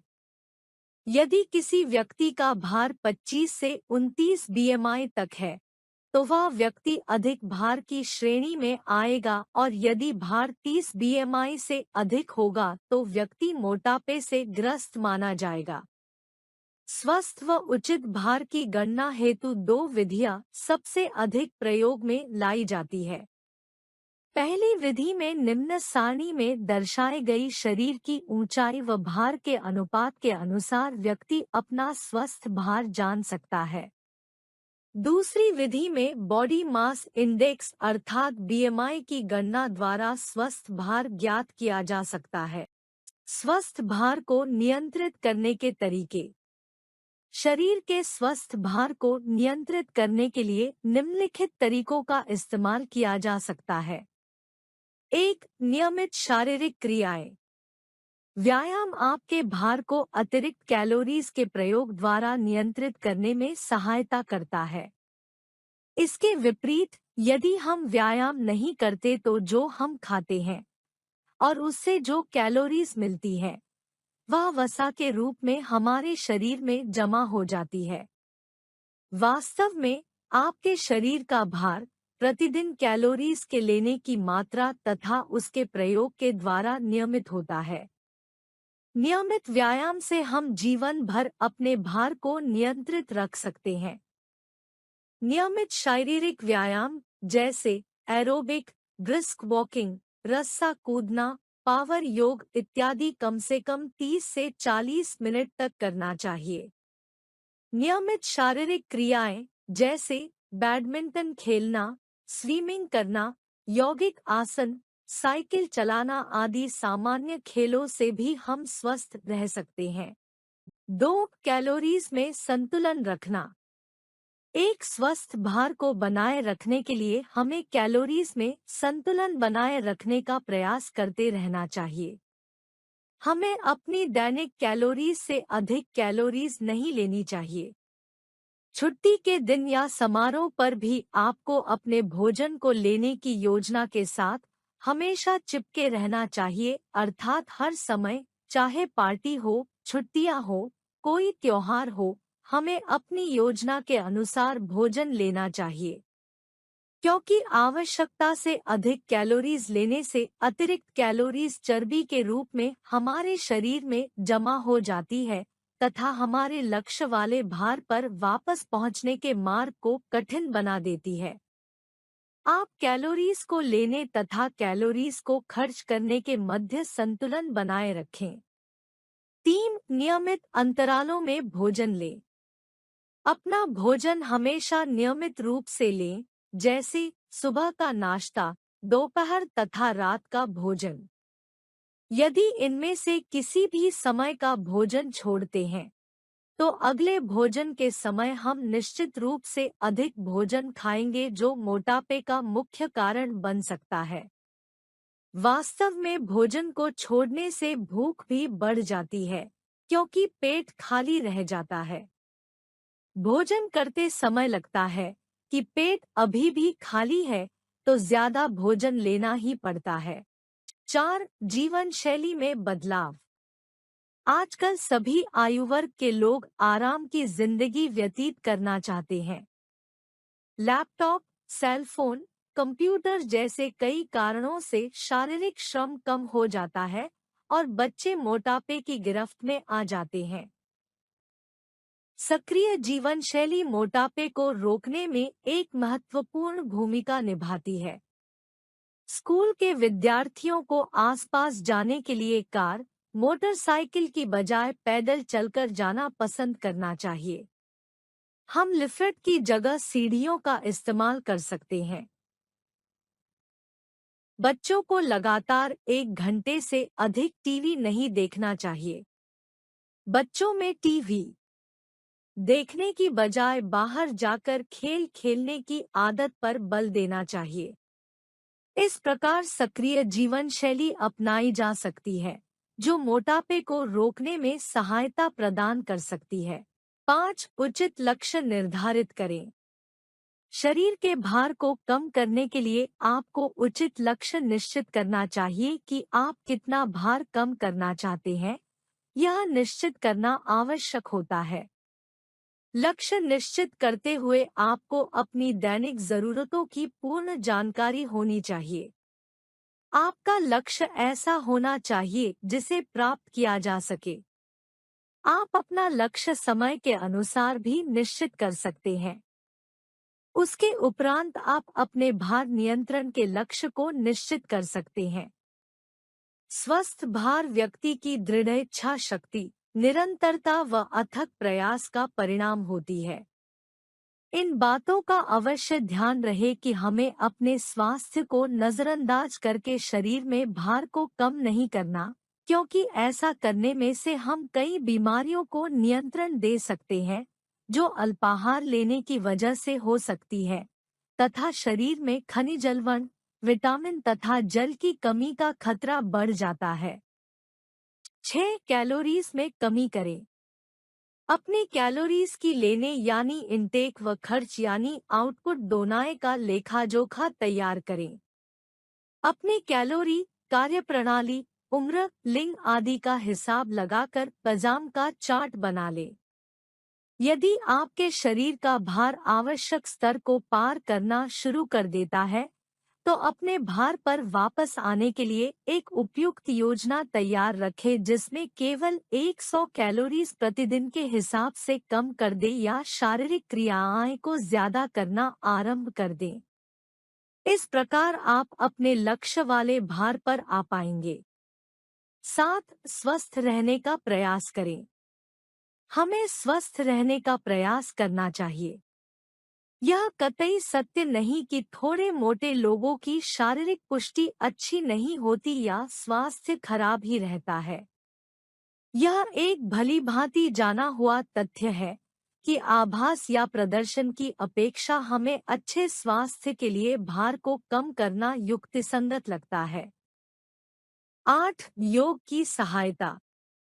योगासन का अभ्यास भारतीय संस्कृति में प्राचीन काल से जुड़ा है। योगासन उचित भार को नियंत्रित करने व बनाए रखने के लिए बहुत लाभकारी सिद्ध हुआ है। प्राणायाम, शलभासन, सर्वांगासन, नौकासन, हलासन, चक्रासन आदि विशेषकर कपालभाति, अनुलोम, भ्रामरी आदि भारत को नियंत्रण करने में सहायक है। वास्तव में अनुसंधान अध्ययन यह सिद्ध कर चुके हैं कि तनाव व दबाव मोटापे का मुख्य कारण होता है। ध्यानात्मक आसन तनाव व दबाव को कम करने में बहुत लाभदायक होते हैं। आजकल पावर योग बहुत प्रचलन में है। 9. जंक व फास्ट फूड से दूर रहें। उन सभी खाद्य पदार्थों से उचित दूरी बनाकर रखनी चाहिए जिनमें कैलोरीज की मात्रा ज्यादा है, क्योंकि इन खाद्य पदार्थों से मोटापे को निमंत्रण मिलता है। Burger, pizza, pastry, cookies, chips, chocolate व ठंडे पेय पदार्थ आदि आते हैं। यदि आप अपने भार को कम करना चाहते हैं, तो इन खाद्य पदार्थों से दूर ही रहना चाहिए, क्योंकि इनमें बहुत अधिक कैलोरीज होती है। इन खाद्य पदार्थों से मोटापे को निमंत्रण। 10. अत्यधिक खाने से बचें। हमें अपने शरीर की दैनिक आवश्यकताओं के अनुसार ही भोजन ग्रहण करना चाहिए। भार को नियंत्रित करने के लिए हमें अधिपोषण से परहेज करनी चाहिए। मान लीजिए, यदि आपको रोज 2200 कैलोरीज की आवश्यकता है, तो आपको ऐसा भोजन लेना चाहिए जिसमें केवल 2200 कैलोरीज हो, और यदि आप 2400 कैलोरीज रोज लेते हैं, तो आपके शरीर में 200 कैलोरीज वसा के रूप में जमा होती जाएंगी और आप मोटापे की तरफ बढ़ते चले जाएंगे। इसलिए आपको अधिपोषण से बचना चाहिए। 11. अधिक कार्बोहाइड्रेट्स व वसा वाले भोजन से दूर रहें। भार को नियंत्रित रखने के लिए अधिक कार्बोहाइड्रेट्स वाले भोजन से दूर रहना चाहिए। लेकिन इसका अर्थ यह नहीं कि कार्बोहाइड्रेट्स वाला भोजन नहीं लेना चाहिए। कार्बोहाइड्रेट शरीर को ऊर्जा प्रदान के लिए अति आवश्यक होता है।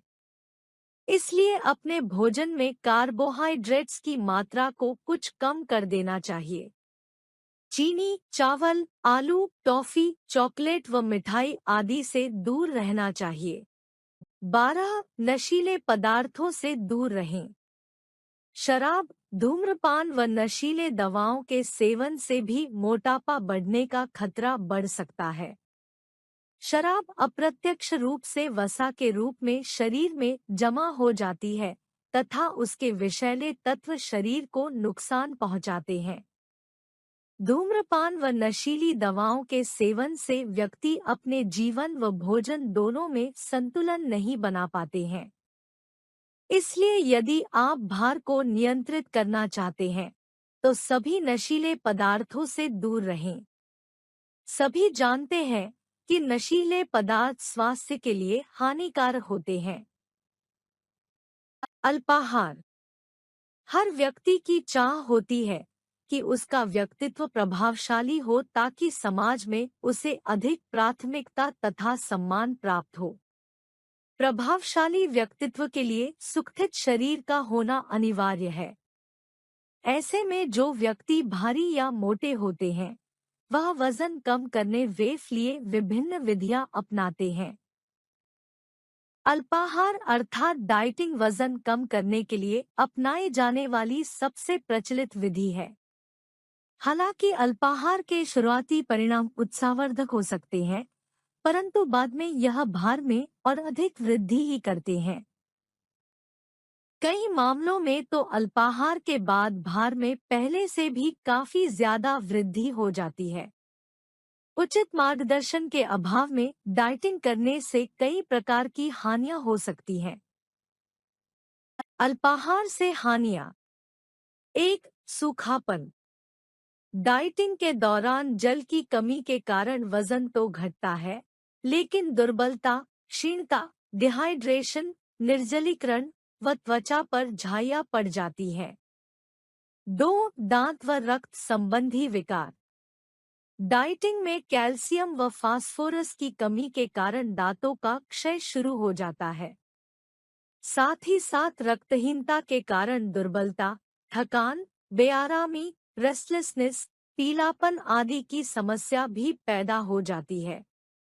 विटामिन के की कमी से छोटी चोट में भी रक्त का अधिक बह जाना, हेमोरेज आदि रक्त विकार उत्पन्न हो जाते हैं।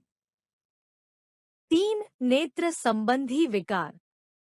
डाइटिंग करने वाले व्यक्ति को नेत्र संबंधी विकार जैसे रतौंधी अर्थात कम प्रकाश में दिखाई न देना, साथ ही साथ अगर आंखों में खुजली व लाली दिखती है तो आंख की पुतली सिकुड़कर सूख सकती है, जिससे व्यक्ति में अंधापन भी आ सकता है।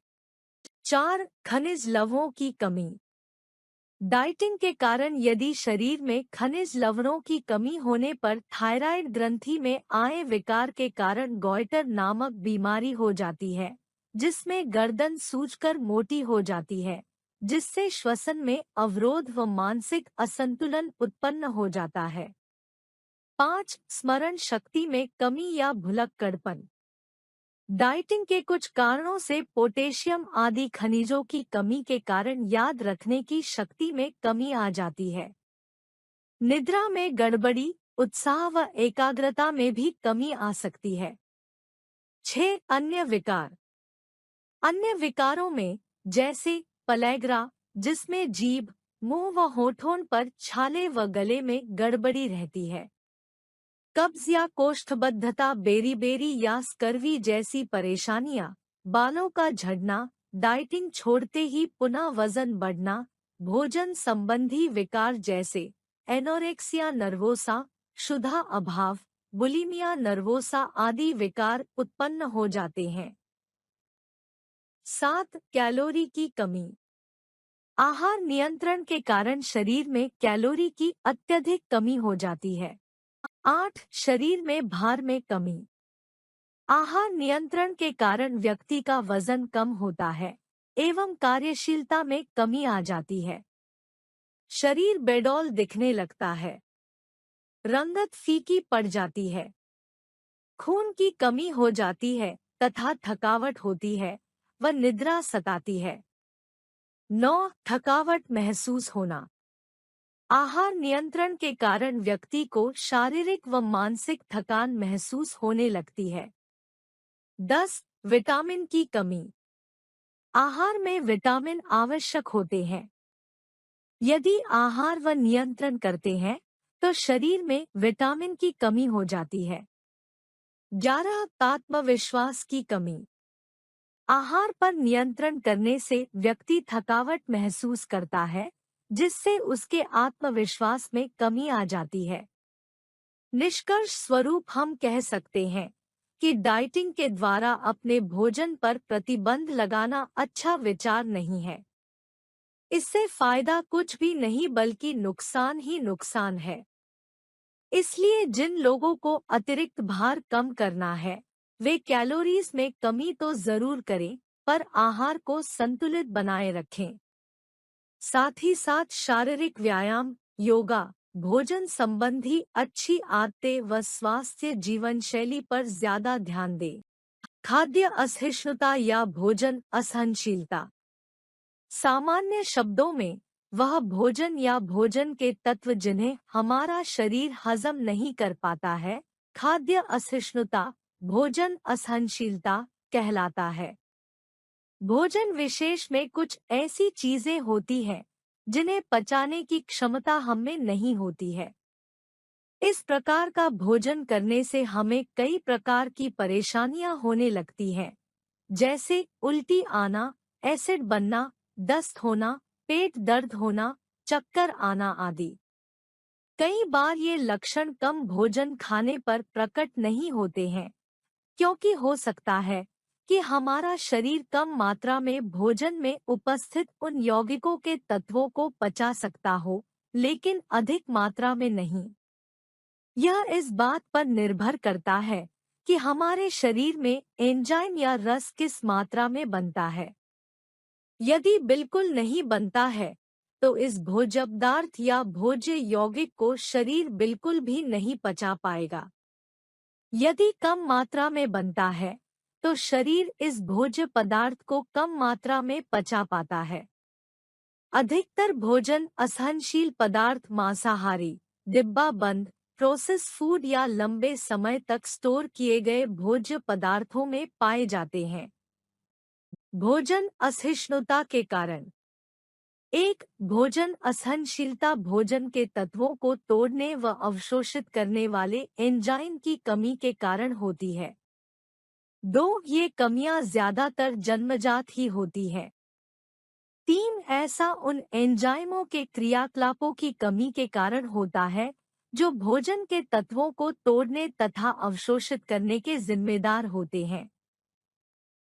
4. कई बार भोजन को संरक्षित करने के लिए उनमें कुछ ऐसे रसायन मिला दिए जाते हैं जिन्हें हर किसी के लिए पचाना कठिन हो जाता है। 5. अस्वस्थता। 6. फाइबर को कम मात्रा में लेना। 7. तले हुए भोजन को अधिक मात्रा में लेना। 8. पाचन तंत्र संबंधी दोष। भोजन असहिष्णुता के लक्षण। खाद्य असहिष्णुता के कारण पेट दर्द, दस्त लगना, उल्टी आना, गैस के कारण ऐंठन, सीने में जलन, सिर दर्द, हृदय के पास जलन का अनुभव या घबराहट, लोहा और विटामिन की कमी आदि हो सकती है। खाद्य असहनशीलता का प्रबंधन। खाद्य असहनशीलता से बचाव के लिए व्यक्ति अपने आहार में कुछ परिवर्तन कर सकता है या उन खाद्य पदार्थों को छोड़ सकता है जिनसे उसे खाद्य असहनशीलता का सामना करना पड़ता हो। यदि व्यक्ति को इस बात का ज्ञान ही न हो कि कौन सा आहार उसके लिए समस्या उत्पन्न करता है, तो किसी विशेषज्ञ से परामर्श लेना उचित रहता है। चिकित्सक द्वारा इसकी जांच तथा प्रबंधन में मार्गदर्शन दिया जा सकता है। भोजन से संबंधित गलत धारणाएं या खाद्य मिथक। प्रत्येक देश व समाज में भोजन को लेकर बहुत सी गलत धारणाएं व भ्रम फैले हुए हैं। कुछ धारणाएं परंपरागत रूप से प्राचीन काल से चली आ रही हैं, तथा कुछ विभिन्न मत, संप्रदाय व समाज के लोगों ने फैला रखी है, जो कि बिल्कुल भी प्राकृतिक व वैज्ञानिक नहीं है। आधुनिक समाज में आजकल जो भोजन से संबंधित गलत धारणाएं हैं, उनसे से कुछ प्रमुख धारणाओं का वर्णन नीचे किया जा रहा है। 1. नाश्ता ज्यादा न ले। आमतौर पर यह माना जाता है कि नाश्ता हल्का लेना चाहिए। इससे शरीर में स्फूर्ति बनी रहती है और रात के खाने में ज्यादा खाते हैं, जबकि सच्चाई इसके विपरीत है। हमें नाश्ता ज्यादा खाना चाहिए क्योंकि पूरा दिन काम के दौरान इससे हमें ऊर्जा मिलती है, जबकि रात में भोजन कम खाना चाहिए क्योंकि रात में हम सोते हैं व ऊर्जा की आवश्यकता कम होती है। 2. बार बार नहीं खाना चाहिए। लोग ऐसा मानते हैं कि बार बार खाने से हम ज्यादा कैलोरी ग्रहण करते हैं तथा मोटे हो सकते हैं, जबकि ऐसा नहीं है। अगर हम बार बार खाते हैं, लेकिन यह भोजन संतुलित व पोषण से युक्त तथा मात्रा में कम है, तो इससे कोई नुकसान नहीं अपितु स्वास्थ्य को फायदा ही होगा। 3. मीठा खाना स्वास्थ्य के लिए अच्छा नहीं है। लोग ऐसा मानते हैं कि मीठा, गुड़, गन्ना, मिठाई व अन्य मीठे पदार्थ खाना स्वास्थ्य के लिए अच्छा नहीं है, जबकि मीठे पदार्थों से हमें कार्बोहाइड्रेट मिलता है, जो कि हमारे शरीर के लिए ऊर्जा का प्रमुख स्रोत है। यदि आपकी शारीरिक रूप से सक्रिय जीवन शैली, व्यायाम, खेल आदि है, तो आप आवश्यकतानुसार मीठा खा सकते हैं। 4. खाना खाते समय पानी नहीं पीना चाहिए। यह कथन सत्य नहीं है। हमें खाने के साथ यदि इच्छा है तो पानी पी लेना चाहिए। 5. मछली व बैंगन खाने के बाद तुरंत दूध नहीं पीना चाहिए। लोगों में यह अवधारणा आम है कि मछली व बैंगन खाने के तुरंत बाद दूध पीने से शरीर पर सफेद दाग पड़ सकते हैं, जबकि विभिन्न शोध दर्शाते हैं कि ऐसी कहीं कोई समस्या नहीं होती। 6. भूखा रहने से भार कम होता है। ऐसा माना जाता है भोजन न करने से वजन कम होता है, जबकि वास्तविकता यह है कि भोजन न करने से शारीरिक थकान एवं कार्यशीलता में कमी आती है। वजन कम करने के लिए भोजन में ऐसी चीजें शामिल करनी चाहिए जो उपापचन दर में वृद्धि करे ताकि व्यक्ति अधिक न खाए। 7. व्यायाम के बाद अधिक भूख लगती है। ऐसा माना जाता है कि व्यायाम के दौरान अधिक कैलोरी खर्च होने के कारण व्यक्ति की भूख बढ़ जाती है, जिससे ज्यादा खाना खाने से मोटापा बढ़ जाता है।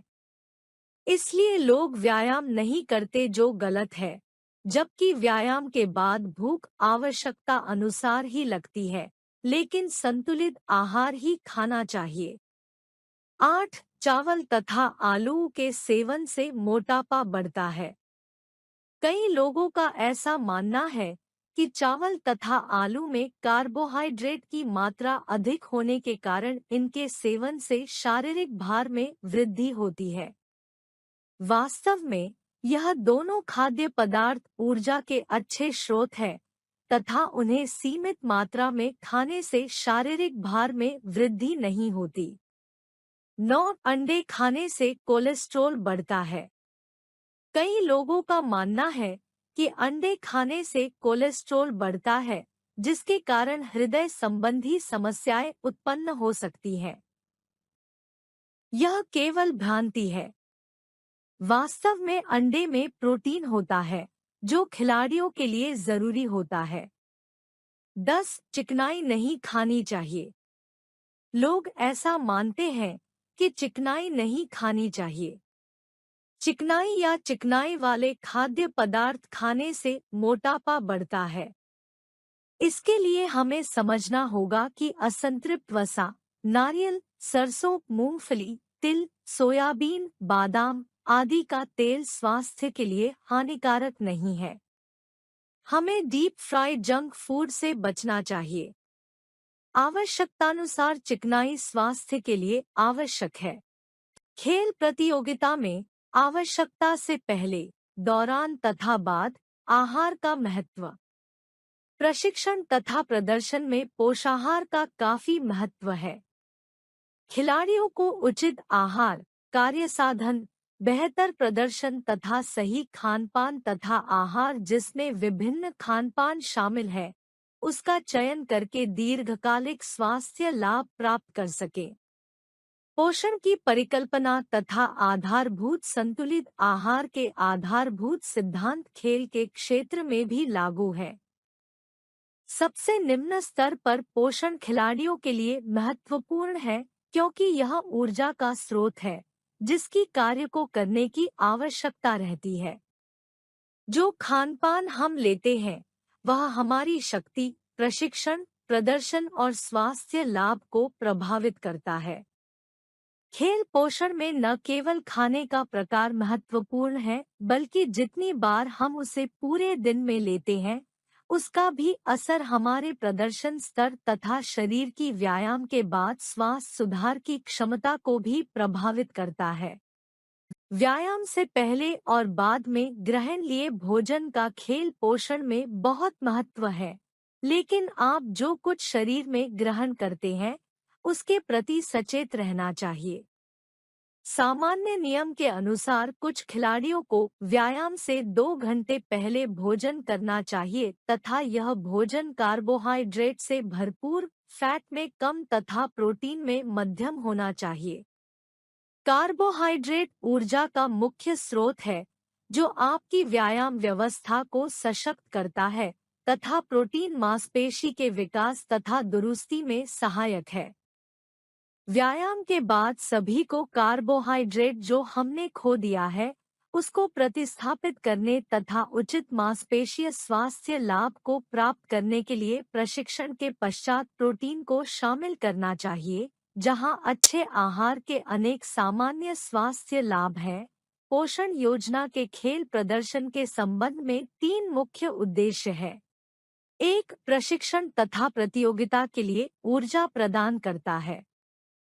यह काफी स्पष्ट लगता है, लेकिन खिलाड़ियों के लिए केवल उनकी प्रतिदिन कैलोरी की आवश्यकता पूर्ति ही नहीं, बल्कि जिस तरीके से वह कैलोरी को ग्रहण किया जाता है वह भी आवश्यक है। प्रमुख पोषक तत्व, सूक्ष्म पोषक तत्व अनुपात, भोजन का समय, आवृत्ति, जलयोजन तथा अनुपूरण वे सारे कारक हैं जो एक श्रेष्ठ आहार योजना को बनाते वक्त ध्यान में रखने चाहिए। 2. प्रशिक्षण तथा प्रतियोगिता के बाद स्वास्थ्य लाभ को सुविधाजनक बनाता है। गंभीर प्रतियोगिता या प्रशिक्षण सत्र के बाद मांसपेशी में ग्लाइकोजन या ऊर्जा भंडार कम हो जाता है तथा कुछ प्रोटीन भी टूटते और क्षतिग्रस्त होते हैं। प्रशिक्षण या प्रतियोगिता के 1 घंटे बाद खाने से वे ग्लाइकोजन भंडार वापस भर जाते हैं जो मांसपेशी को हानि से बचाते तथा स्वास्थ्य लाभ को बढ़ाते हैं। 3. श्रेष्ठ शारीरिक भार तथा रचना की प्राप्ति तथा उसे बनाए रखना। यह अत्यंत महत्वपूर्ण है खिलाड़ी के लिए कि वह श्रेष्ठ शारीरिक भार को बनाए तथा शारीरिक फैट के स्तर को उच्चतम प्रदर्शन के लिए प्राप्त करें। इससे भी ज्यादा महत्वपूर्ण है एक आहार योजना को इस प्रकार विकसित करना ताकि खिलाड़ी बिना अधिक प्रयास के दीर्घकाल तक पालन कर सकें। खेल पोषण के लाभ। किसी भी खिलाड़ी का पूर्ण आहार किसी स्वस्थ व्यक्ति के आहार से भिन्न लेने की सलाह नहीं दी जाती है तथा जहां कुछ खेलों में खिलाड़ियों को निश्चित वजन ग्रुप या बॉडी फैट में फिट होने की आवश्यकता है, खेल में पोषण की महत्ता सौंदर्य शास्त्र से अधिक विस्तृत है। लंबे और कठोरतर प्रशिक्षण के लिए सक्षम बनाता है। थकान की अचानक शुरुआत को रोकता है। स्वास्थ्य प्रतिरक्षा प्रणाली को बनाए रखता है। प्रदर्शन को बढ़ाता है। स्वास्थ्य को पुनर्स्थापित करने में सुधार लाता है।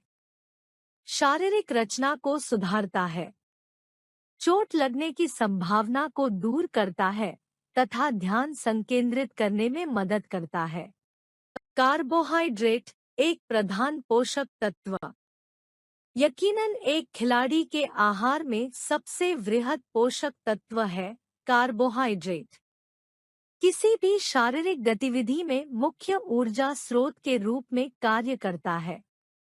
सामान्यतः कहा जाए, कार्बोहाइड्रेट 55% से 70% एक खिलाड़ी के आहार में ऊर्जा का स्रोत है। इसके पीछे यह तथ्य है कि कार्बोहाइड्रेट ग्लूकोज का मुख्य स्रोत है। ग्लूकोज शरीर में ग्लाइकोजन बनाता है तथा लीवर और मांसपेशीय ऊतकों में इकट्ठा होता है। संग्रहित ग्लाइकोजन ही खिलाड़ियों को शारीरिक गतिविधि के दौरान ईंधन रूप में ऊर्जा के लिए प्रयोग होता है। कार्बोहाइड्रेट व्यायाम के दौरान ऊर्जा देने के लिए आवश्यक है। कार्बोहाइड्रेट अधिकतर लीवर और मांसपेशियों में इकट्ठे होते हैं। जटिल कार्बोहाइड्रेट खानपान जैसे pasta, bagel, whole grain bread तथा चावल में मिलते हैं। ये ऊर्जा, फाइबर, विटामिन तथा खनिज प्रदान करते हैं। फैट की मात्रा कम होती है। एकल शर्करा या साधारण चीनी, सॉफ्ट ड्रिंक, जैम तथा जेली तथा कैंडी बहुत अधिक कैलोरी प्रदान करते हैं, लेकिन ये विटामिन, मिनरल तथा अन्य पोषक तत्व प्रदान नहीं करते। सबसे अधिक महत्वपूर्ण है कि आप पूरे दिन में कुल कितना कार्बोहाइड्रेट खाते हैं। आधे से अधिक मात्रा में कैलोरी कार्बोहाइड्रेट से मिलनी चाहिए। प्रोटीन। प्रोटीन प्रशिक्षण आहार का एक गंभीर हिस्सा है तथा व्यायाम के पश्चात मांसपेशीय स्वास्थ्य लाभ एवं उसको ठीक करने में महत्वपूर्ण भूमिका निभाता है। सामान्यतः शक्ति तथा सहनशक्ति वाले खिलाड़ियों को शरीर के भार के प्रति किलोग्राम पर 1.52 ग्राम प्रोटीन प्रतिदिन लेना चाहिए, जो हासिल करना आसान है। यह इस कारण है क्योंकि प्रोटीन की आवश्यकता उच्च और विविध कार्बोहाइड्रेट आहार का पालन करके अक्सर पहले ही पूरी हो जाती है, क्योंकि बहुत से कार्बोहाइड्रेट स्रोत अच्छी मात्रा में प्रोटीन भी समाविष्ट करते हैं। प्रोटीन मांसपेशियों के बढ़ने तथा शरीर के ऊतकों की दुरुस्ती के लिए महत्वपूर्ण है। प्रोटीन शरीर में ऊर्जा के लिए प्रयोग हो सकता है, लेकिन तभी जब कार्बोहाइड्रेट का भंडार इस्तेमाल हो चुका हो। लेकिन यह एक अभी भी मिथक है कि उच्च प्रोटीन आहार मांसपेशियों की बढ़ोतरी करेगा। फैट या वसा। कार्बोहाइड्रेट तथा प्रोटीन यकीनन सबसे महत्वपूर्ण बृहद पोषक तत्व खिलाड़ी के आहार में है। लेकिन वसा क्या भूमिका निभाता है? पुरानी मान्यताओं और गलत अवधारणाओं के विपरीत वसा आहार में सच में महत्वपूर्ण भूमिका निभाता है। हार्मोनल उत्पादन, जोड़ों की संरचना और कोशिका झिल्ली सभी वसा पर निर्भर है। इसके अलावा कई विटामिन वसा में घुलनशील होते हैं, जिसका अर्थ है कि शरीर में पूरी तरह से अवशोषित होने के लिए उन्हें वसा की आवश्यकता है। श्रेष्ठ वसा का सेवन आमतौर पर कुल दैनिक सेवन का लगभग 10% होता है। विचार करने के लिए सबसे महत्वपूर्ण कारक वसा के प्रकार हैं जिसका सेवन होता है। मोनोसैचुरेटेड और पॉलीसैचुरेटेड वसा स्वस्थ वसा के रूप में जाने जाते हैं। संतृप्त वसा भी स्वास्थ्य लाभ देते हैं, लेकिन इसे कम मात्रा में सेवन करना चाहिए, जबकि ट्रांस वसा विशेष रूप से आर्टिफिशियल से बचना चाहिए क्योंकि उन्हें हानिकारक कोलेस्ट्रॉल बढ़ाने, लाभकारी कोलेस्ट्रॉल की मात्रा कम करने और हृदय रोग के जोखिम को बढ़ाते हुए दर्शाया गया है। सामान्य भोजन रणनीति। पूर्व प्रशिक्षण या प्रतियोगिता खिलाड़ी प्रतियोगिता से पूर्व कार्बोहाइड्रेट को भरपूर मात्रा में ग्लाइकोजन भंडार को बढ़ाने हेतु सामान्यतया भर लेते हैं, खासकर सहन शक्ति वाले भारी खेल में। जर्नल ऑफ स्पोर्ट्स मेडिसिन के एक लेख के अनुसार कार्बलोडिंग के प्रतियोगिता पूर्व लाभ में 20% तक थकान की शुरुआत में देरी तथा 3% तक प्रदर्शन में सुधार है। कुछ अध्ययनों से यह भी पता चलता है कि खेल प्रतियोगिता से पहले सेवन किए गए कार्बोहाइड्रेट ग्लाइसेमिक इंडेक्स में कम होने चाहिए। यह शारीरिक गतिविधि के दौरान अधिक निरंतर ऊर्जा का संचार करता है, जो सहन शक्ति को बेहतर करता है तथा थकान को कम करता है। प्रशिक्षण या प्रतियोगिता के दौरान सामान्य भोजन रणनीति। यह संयोगवश नहीं है कि एक खिलाड़ी खेल के दौरान ब्रेक में अल्पाहार में ऊर्जा जेल कार्बोहाइड्रेट का मुंह का कुल्ला करता है। यह उनकी ऊर्जा को फिर से भरने और उनके ग्लाइकोजन के भंडार को दोबारा भरने, वहीं हाइपोग्लाइसीमिया के खतरे को भी दूर करे। प्रशिक्षण या प्रतियोगिता के बाद सामान्य भोजन रणनीति। जैसा पहले चर्चा की गई थी कि खिलाड़ियों के लिए जोरदार प्रशिक्षण सत्र या प्रतियोगिता के बाद खाना आवश्यक है। ग्लाइकोजन भंडार को फिर से भरने के लिए कार्बोहाइड्रेट भोजन और द्रव्य व्यायाम के पहले 1 से 2 घंटे के बीच में आदर्श रूप से ग्रहण करना चाहिए। मध्यम से उच्च ग्लाइसेमिक इंडेक्स वाला कार्बोहाइड्रेट तथा प्रोटीन के मिश्रण की सलाह दी जाती है।